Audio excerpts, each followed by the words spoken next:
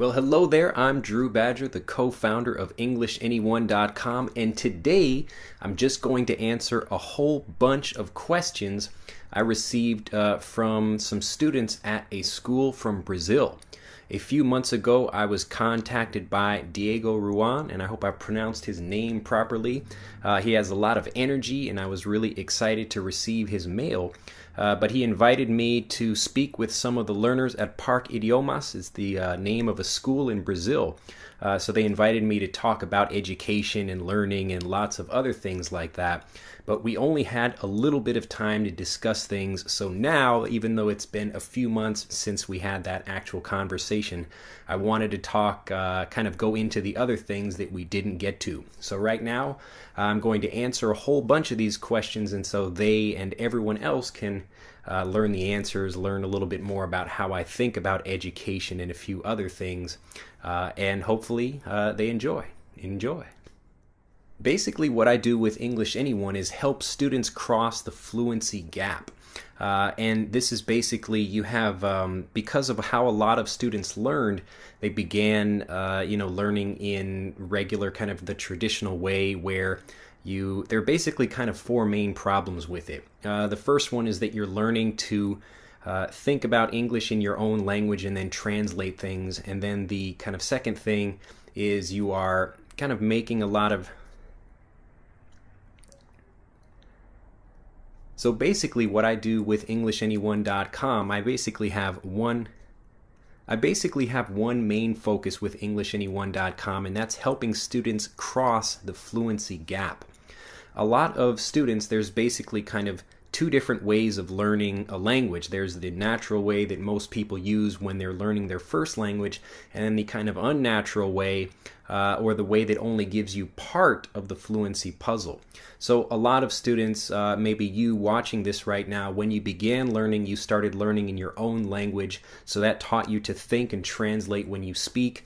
You weren't able to remember the words. You might know the names of lots of grammar rules, but you don't actually know how to use them confidently when you speak.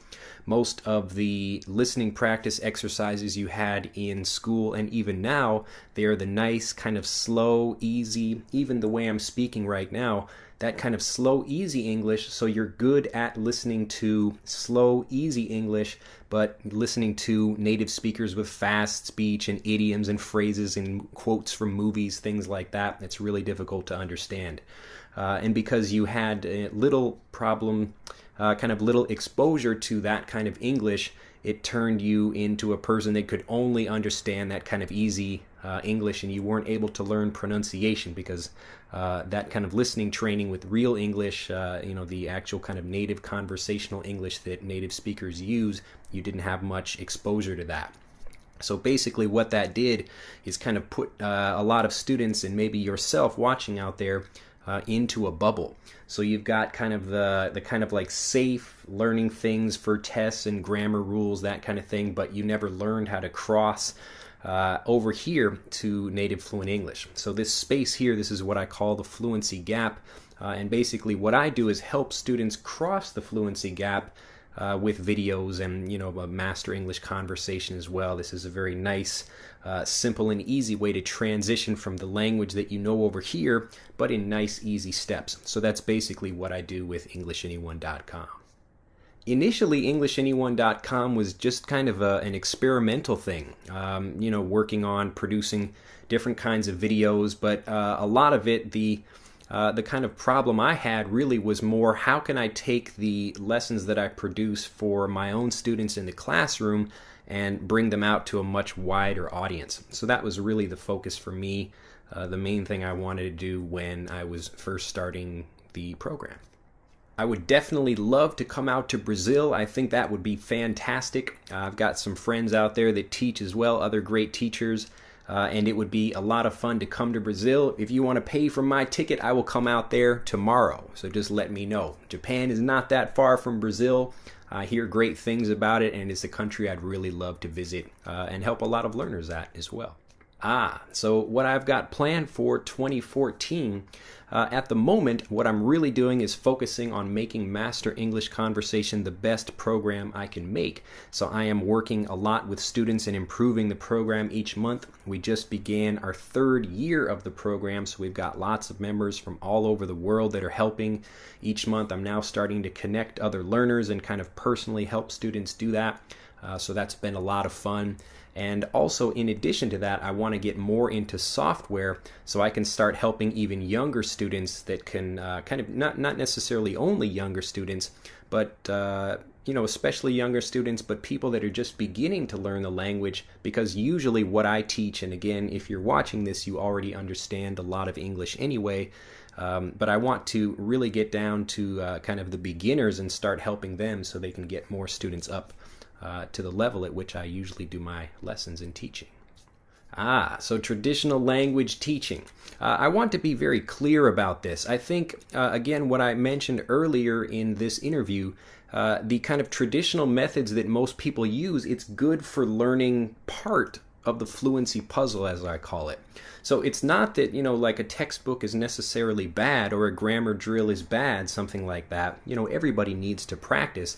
The difference is that it puts you in a bubble. And if you don't also have this other training over here that can help you get out of the bubble and come over to native fluent English, then that's really where the problem is. So, there are kind of many different problems with traditional education, but I think the biggest one is that the student is here and the native language is here, and then the bubble you have stops them from reaching that. So I think, a textbook is not necessarily a bad thing, but the problem is how the information is taught. So the students are given a rule and then kind of, maybe intellectually they can understand the rule, but the problem is that they can't use it confidently. Or I give you, here's a list of 500 vocabulary words. Please remember these. And then what students do is they write them on flashcards, and they're kind of learning them individually the way a computer might go over some information. So it's not necessarily the information that students are getting, it's how they're getting that information. So that kind of thing, that part of the traditional language learning is something that I don't agree with, and I think it's really bad for most learners. And that's why so many people struggle to actually get fluent. Again, they're in this bubble, and it's really hard for them to go to that next level because the way that they're being taught, it's basically impossible to go to that level from that level. So about grammar, I really think grammar is the foundation of learning, especially if your English is, you're just starting from the very beginning. The difference is that, again, you shouldn't be learning grammar rules, you should be understanding how grammar works.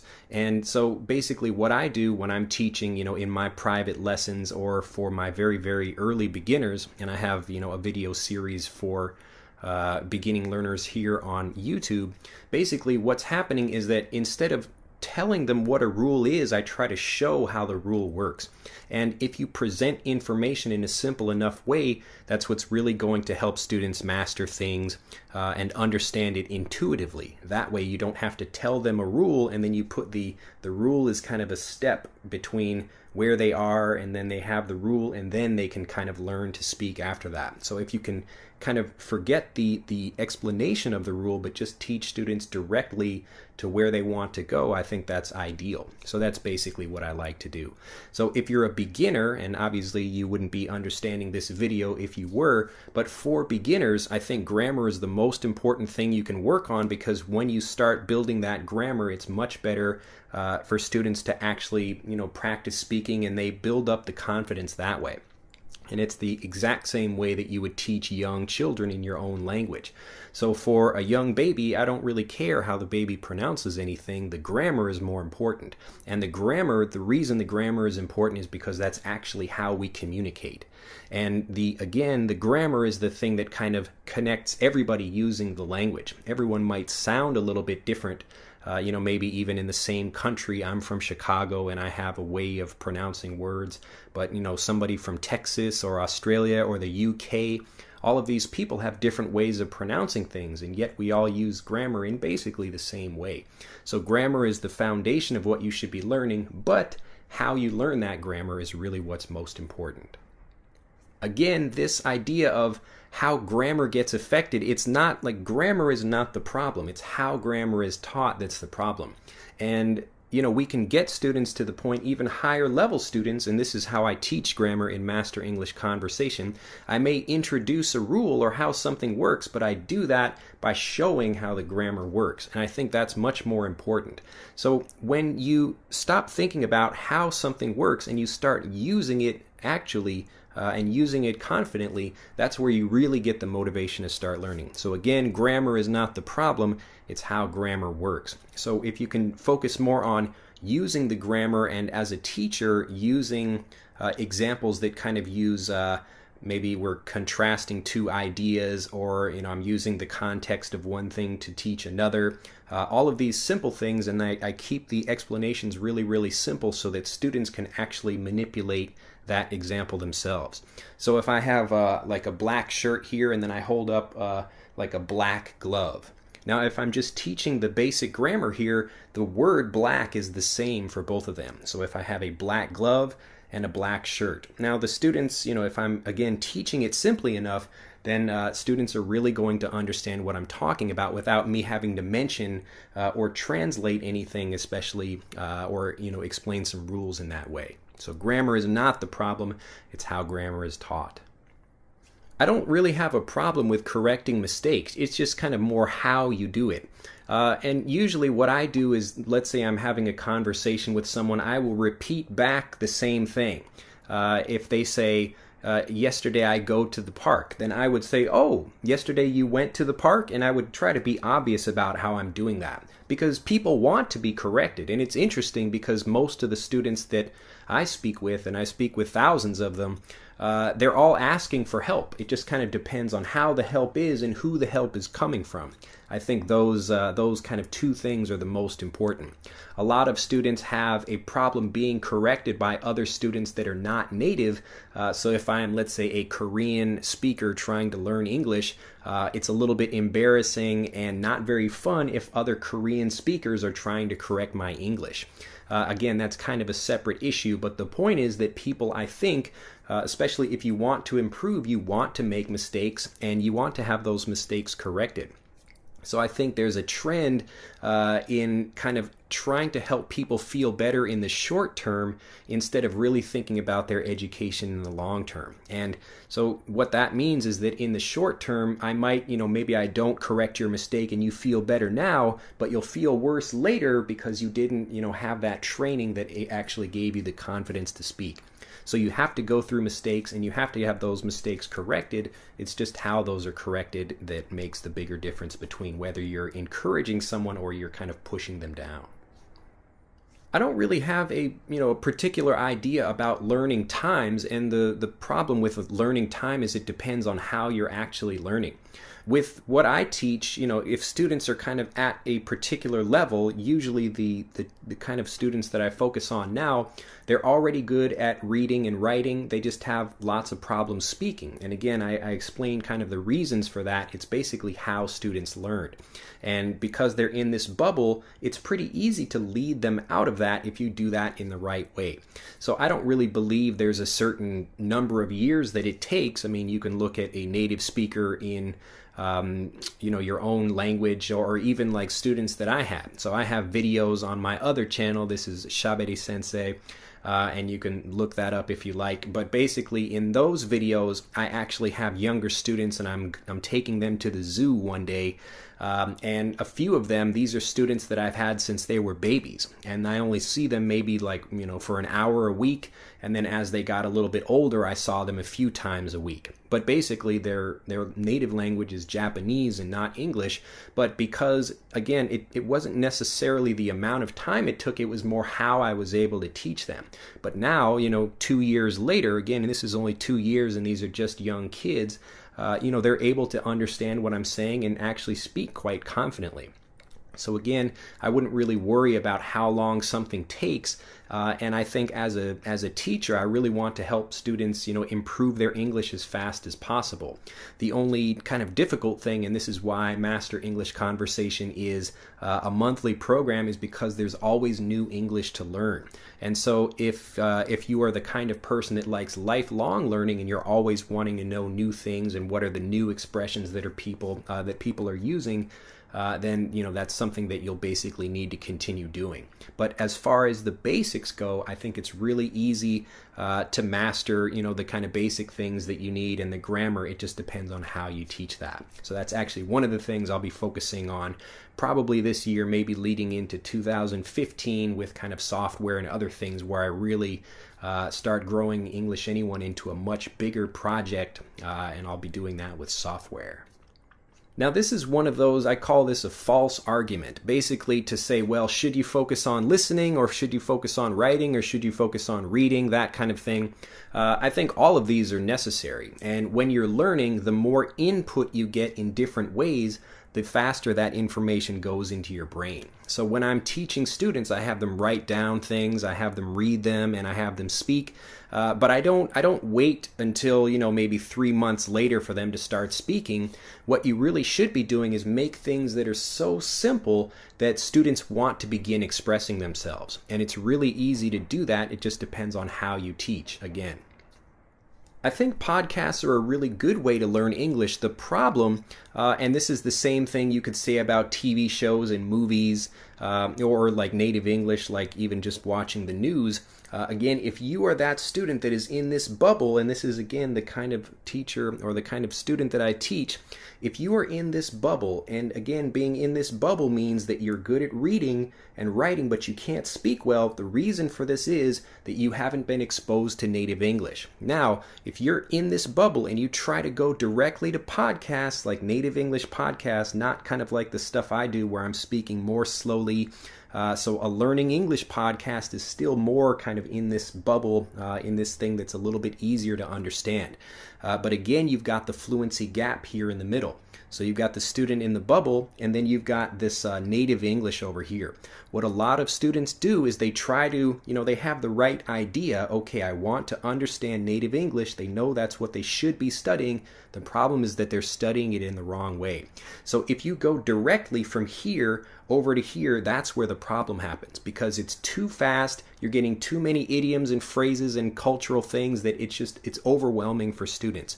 And when you try to do that, again, to go directly here, it's just really a recipe for disaster. It can be really frustrating for students because they know they're studying the right thing, but they're studying it in the wrong way.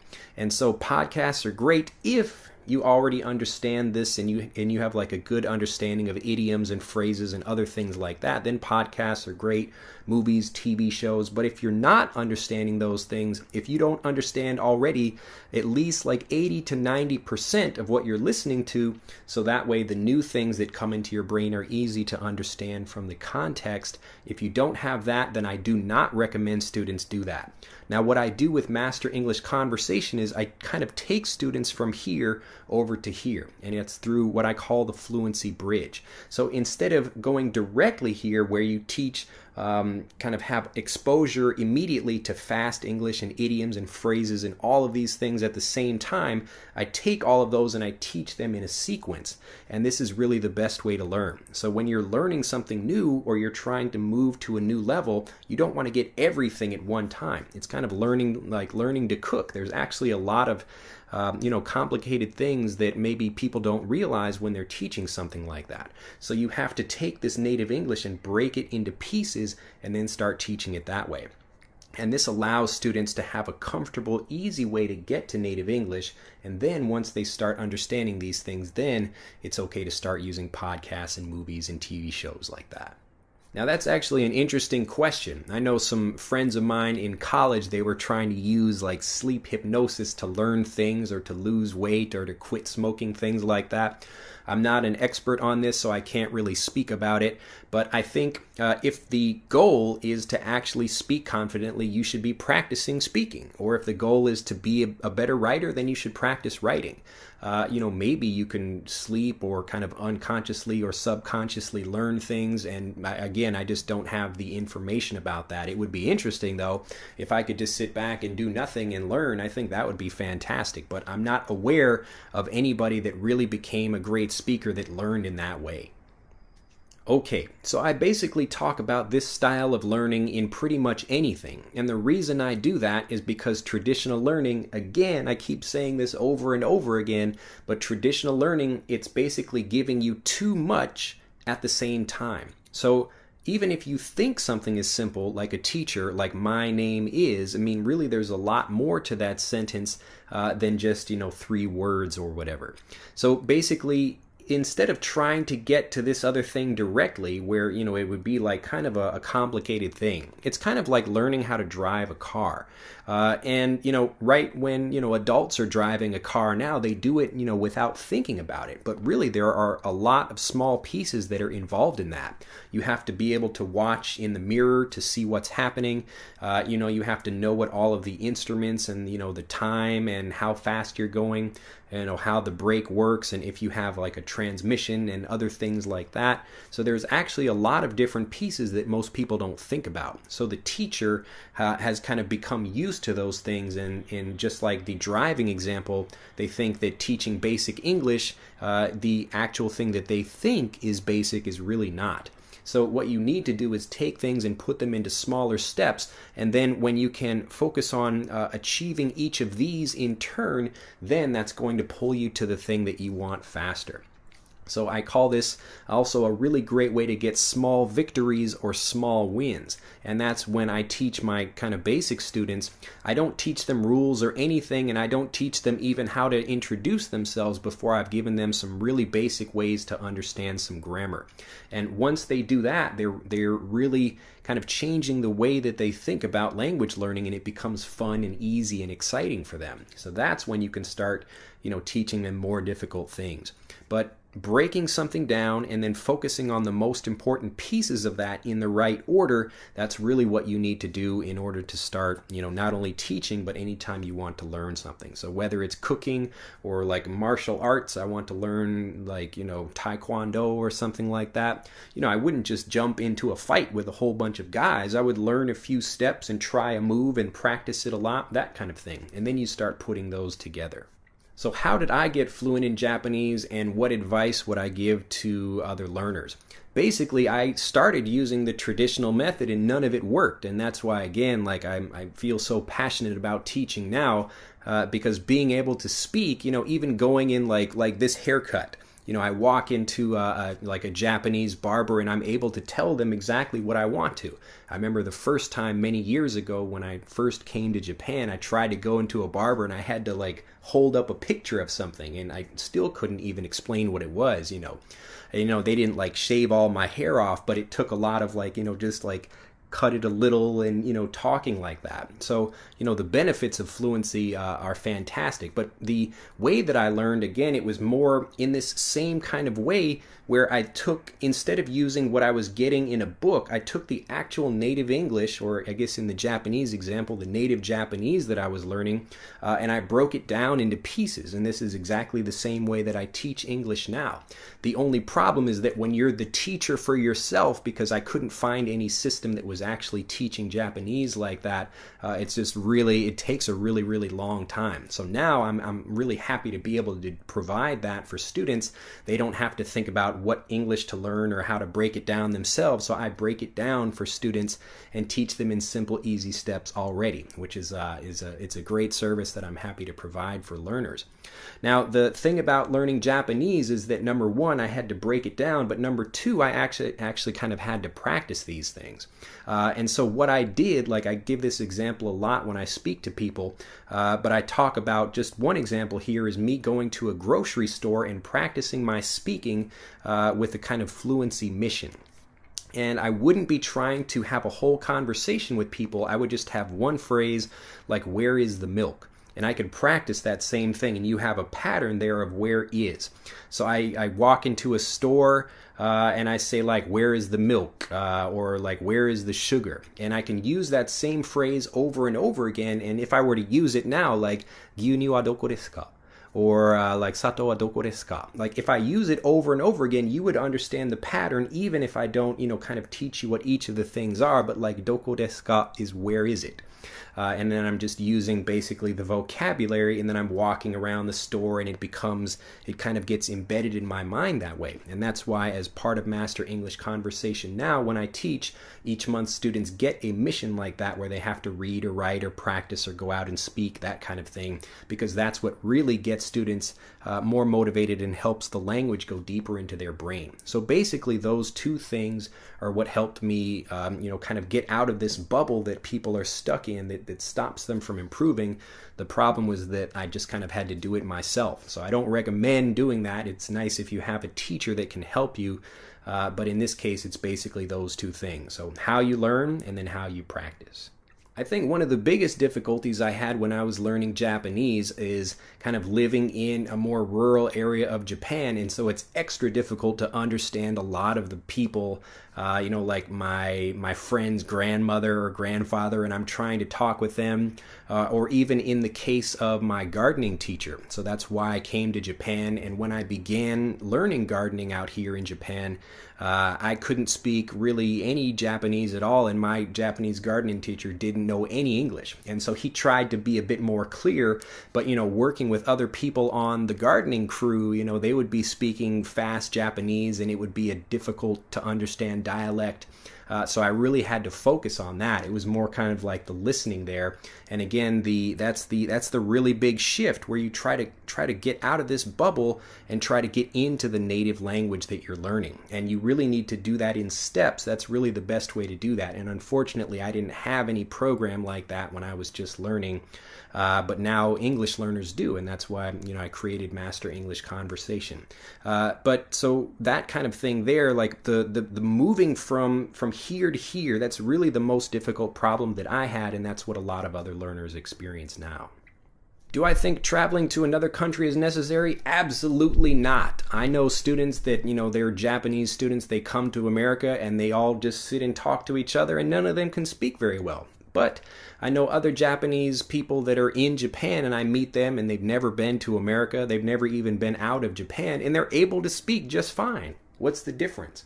Now, the main thing here is, again, it's how they learn and what they study. So, again, you've got these kind of two things. They're learning that conversational English, but they're learning it in the kind of right way where they're able to transition from that school learning to the real school of, kind of native English or native Japanese in that way. So you don't have to move to a different country, and especially with the internet now, it's easy to connect with other people, and I can sit, just like I'm talking to you right now, I could have a Skype conversation with someone, or I could meet, other people that are in my area. Now, the really cool thing about English is that right now there are more non-native speakers of English on the planet than there are native speakers. So wherever you are in the world, the chances are better of you meeting some non-native speaker. So again, that's why, kind of the pronunciation is not so important, but the grammar is, because you'll be connecting with all these different people. But you can find lots of people to practice with, and the way of learning, again, we've got kind of video learning just the way I teach, or, there's plenty of videos on YouTube that you can watch as well. So there are lots of different ways to practice, and you certainly don't need to move to a different country. I remember a lot of the improvement that I saw in my Japanese, it was when I went back to America for a little while, and I was kind of like trying things, and I found other Japanese speakers to practice with, but also some people that were foreigners that I knew that had been to Japan, and they were at a level higher than me, and they could help me and teach me a little bit as well. Okay, I wanted to be really clear about this accent issue. Number one, your grammar is more important than your pronunciation. But okay, now that we understand that, I've said it over and over again, try not to think about accent reduction or getting rid of your accent. What you want to do is adopt a new one. So it's really difficult to tell your brain to stop doing something because your brain doesn't understand the difference between stop doing something and do something because the focus is still on that thing. So instead of worrying about how your pronunciation is bad or what you don't like, what you should be focusing on what you do like. And so the best way to do that is to listen to lots of different people and then to find a voice that works best for you. So this is what I call your English voice. Now each person, just like myself, I have my own Japanese voice as well. I like to mimic lots of different sounds, but my regular speaking voice, it's just, it sounds a little bit American, and sometimes I turn on that extra Japanese-ness if I want to sound more like that in Japanese. But basically, I have my own kind of way of speaking, and I'm happy with that. So I'm not really trying to stop sounding foreign. I'm more, who's a good person that I can copy? And then what I do from there is instead of just listening and repeating, I really focus on mastering that person's accent or the way they speak or the way they move in my mind first. So I listen and then I focus on how that sounds. And this is something actually I'm teaching in the upcoming lesson for Master English Conversation for February. But I teach this kind of method of instead of just listen and repeat, you listen and then you stop and you try to, master that pronunciation in your head and then, master it, not only the other person saying that thing, but then you saying it in your head as well. And then you go out and practice that thing. So that's something I go into detail more about in Master English Conversation. But basically, that's the best thing I would recommend for students. So figure out a kind of voice that you like. Listen to lots of different people and find someone that would be a good voice for you, and then practice that with visualization. So I don't really think Japanese people it's any more difficult for them learning English than for, anybody else in another country learning. Maybe some languages are a little bit closer to English, so certainly Spanish, you've already got the alphabet there, and other sounds and words that are quite similar or even the same. And then Japanese, you've got different writing. There's actually 3 different writing systems or 3 different written languages in Japanese, all kind of character sets that work together, which is a real pain in the ass. You got like many thousands of characters actually that you have to learn if you want to write, and I'm not even a very good writer. I just don't care about that actually at the moment. But the interesting thing about learning for Japan is that there's a kind of typical way of learning, and that's the kind of textbook learning, this thing that are basically preparing students for tests. And again, if you're in that, if you're a parent watching this or a teacher, you just have to understand, well, if this is the goal, you have to practice for the test so you can get into school or the business or, whatever job you want. You have to have this other education over here, which is actually teaching you how to speak. So I think this kind of traditional way of learning is pretty much everywhere throughout the world, and that's why I'm really trying to work to create a much better system to help people start learning from the very beginning, so that way you don't have to learn English through your language, which is really the biggest problem that stops people from being able to express themselves confidently, and then again being able to remember things or to use grammar without thinking about it. So again, I don't really think there's anything particularly different about Japan rather than other countries. Each country has its own kind of problems or unique things. Like in Japanese, they'll kind of use the Japanese sounds instead of learning English, because every word in a Japanese textbook for English learners, it has the English and then it has the Japanese kind of romanization of what that is. So they will take a word. I'm trying to think of like Chicago is like a pretty easy word. So you've got like Chicago in, Japanese, you've got all of those sounds. But like baseball would be like beisuboru, something like that.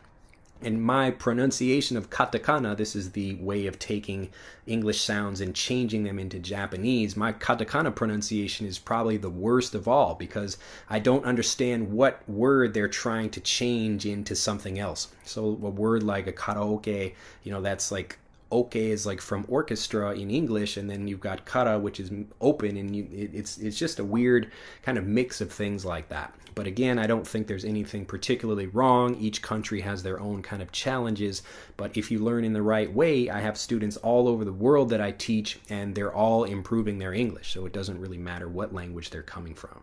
Okay, I think I gave the answer to this one already, but basically, if you haven't guessed it already, I'd much rather, if I'm a speaker of a different language, I'd much rather have excellent communication, excellent grammar, with a not so great pronunciation, you know, if I had to choose between the two. The accent is not so important as long as people can understand what you're saying. So if your accent is really, really bad, you know, you could have excellent grammar, but blah, blah, blah, blah, blah, blah. But if people don't understand what you're saying, that's going to be a really big problem.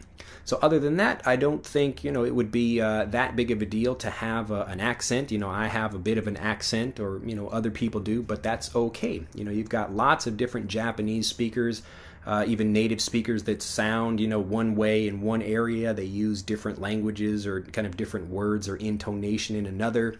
So it's just not that big of a deal. Focus on mastering the basics so that you can communicate confidently. And then once you have that confidence, that will take you to the next level where you can really start improving your pronunciation. So don't worry about the pronunciation first. The only thing you should be really worrying about as far as pronunciation goes is learning how to kind of master a few of the individual native English sounds and learning to blend them together. So other than that, basically focus on communication before you worry about your accent. Words of wisdom. Well, this is kind of tricky. The best thing I can say to students is take action. You have to go out, but you also have to take action the right way. So if you are stuck here and, you know, you are trying to get to this level over here and it's just too difficult, then stop. You're trying to do something that's just not possible for your level. You need to take things in steps. You need to learn things in steps too. So if you have a particular TV show that you really like, take that one TV show and really focus on it. It will be difficult for you, but if that's what you'd like to do, that's what you want to learn and master, then focus on that thing. So what I do again with Master English Conversation is I help students move from here over to here in simple, easy steps. So you learn the real conversational English, you start developing an ear for how native speakers really sound, learning how to think and use grammar automatically, and actually remember what you speak. So you stop translating and you can really just enjoy your conversations more.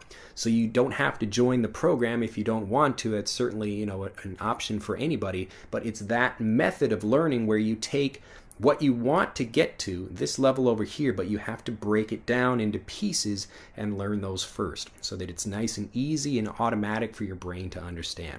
So other than that, take action, go out, practice your speaking, you know, practice reading, writing, listening, and speaking. All of these things together will help you improve.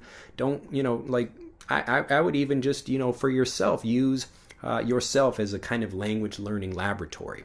You can, you know, read blogs and listen to teachers like me tell you what to do, but, you know, just do your own thing. Find out what works for you and do that. Maybe writing is really the best thing for you. Maybe it's speaking or listening. You know, don't listen to me sometimes. It's not a big deal. Find your own path and find your own voice as well. Well, I hope I've been able to help with this interview. If you have any questions and want to add anything else, please post them in the comments down below this video, and be sure to give this a big like. Thanks again to Diego from Park Idiomas. I really like to say that. I don't know if I'm pronouncing it. I don't know Portuguese very well, but I'm guessing that's probably, you know, maybe how they would pronounce it. Maybe they can teach me when I come to Brazil. Anyway, have a fantastic day. Get out and practice, and if you have a question or comment, post it below. Be sure to like this video. Yeah, look at that little button down there. All right, bye-bye.